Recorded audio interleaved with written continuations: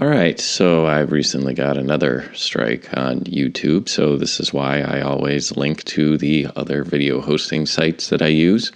So if you're watching this on YouTube, well, you're seeing it a little bit later. I don't know, it was a video that was 5 months old. I'm not even going to bother to try and figure out why, because they reject your appeals with under 12 hours, so it's just more of a joke. Hey, wouldn't it be great if Elon Musk bought up YouTube as well? But anyway, I want to look today at why you can't afford to buy a house. And it's the millennial generation, the generation that's now, well, at the oldest, hitting their early 40s, and then a lot of people in their 30s that are finding out they simply can't live the way their parents lived.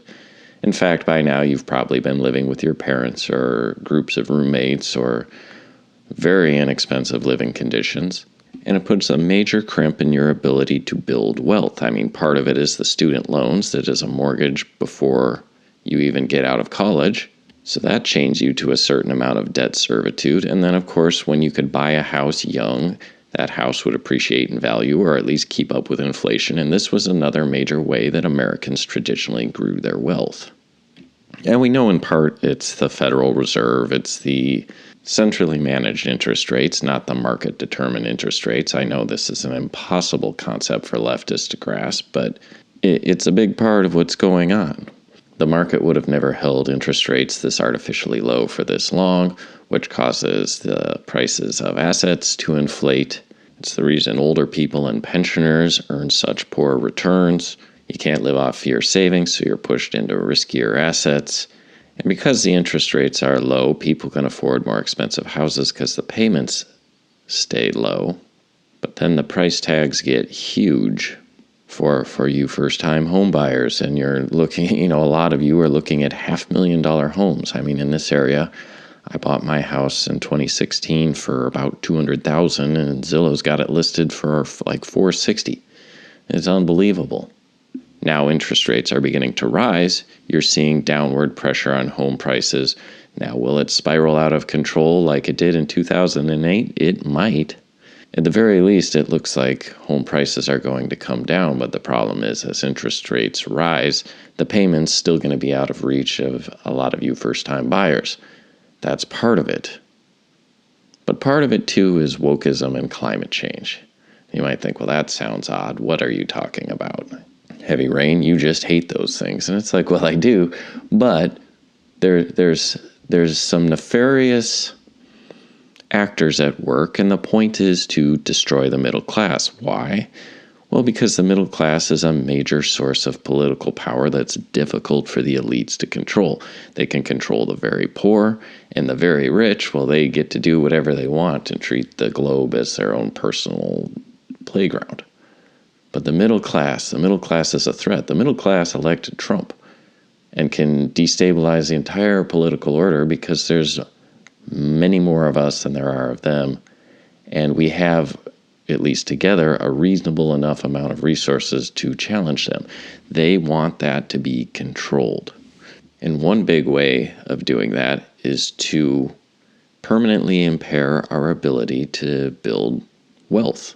This is how big corporations destroy the American dream. BlackRock is buying up U.S. homes like no tomorrow. Homeownership is an important tool for building financial security and wealth, but it's more difficult for Americans to achieve. Millennials' homeownership rate is 8% lower than that of Generation X and baby boomers at the same age. A recent study found half of those 18 to 34 were spending 30% or more of their income on rent, making them, quote, rent burdened.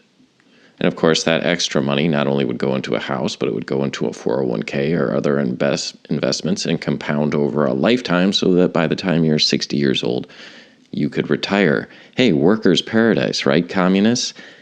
That means it's a paradise for workers, not early retirement, spending time with your grandchildren and sitting in a park in the sun. Working, because the second you're not working, you're useless. They don't want you to build wealth. They don't want you to have freedom. Don't give it away. So many people have fought so hard for it.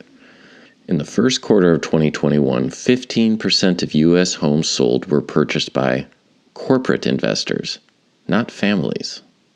A corporation may pay 20 to 50% over asking price in cash, sometimes scooping up entire neighborhoods at once so that they can turn them into rentals, and then jack up the rent so you can never save enough money to buy. And BlackRock is partnered with the World Economic Forum. So between BlackRock and their allies Vanguard and State Street, they control $20 trillion worth of assets.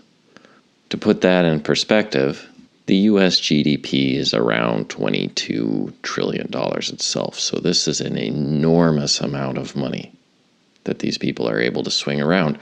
They can reward their allies and punish their enemies. Do you begin to understand? Do you think they don't control the news cycle? Well, in fact, BlackRock owns the majority of the New York Times and other legacy media, and also controls Big Pharma. In this video, But Humans Are Free summed it up this way. The power of these two companies is beyond your imagination. Not only do they own a large part of the stocks, nearly all big companies, but also the stocks of the investors in those companies. This gives them a complete monopoly. A Bloomberg report states that both these companies in the year 2028 together will have investments in the amount of $20 trillion. That means they will own almost everything. Bloomberg calls BlackRock the fourth branch of government because it's the only private agency that closely works with central banks. BlackRock lends money to the central bank, but it's also the advisor. It develops the software the central bank uses. All of this, which works together to force you out of your ability to own a home, make you a renter, and this fits in well with the Great Reset's dictum, you will own nothing and you will be happy. And with all this political and financial power, they are using this to push climate change, which I've often pointed out. Always, all the solutions result in centralizing the power in the hands of a few. Who do you think those few are?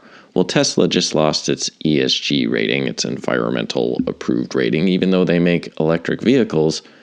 Well, because of politics, because Elon isn't towing the line. So this label that they're environmentally friendly gets taken away from him.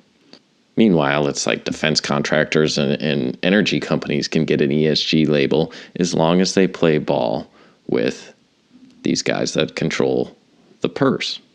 And who are these guys? Well, CEO Larry Fink. Je? Oh, you better believe it. Who's a champion of something called woke capitalism. In his annual letter to chief executives, BlackRock chairman CEO Larry Fink wrote that climate change has become a defining factor in companies' long-term prospects, and I believe we are on the edge of a fundamental reshaping of finance. How's that reshaping working out for you and me so far? Not very well. But hey, once this new economic order is in place, I'm sure we'll get some great table scraps. He also promotes wokeness. BlackRock issued an order to U.S. companies to disclose their racial, ethnic, and gender makeup of their employees, as well as measures they're taking to advance diversity, equity, and inclusion.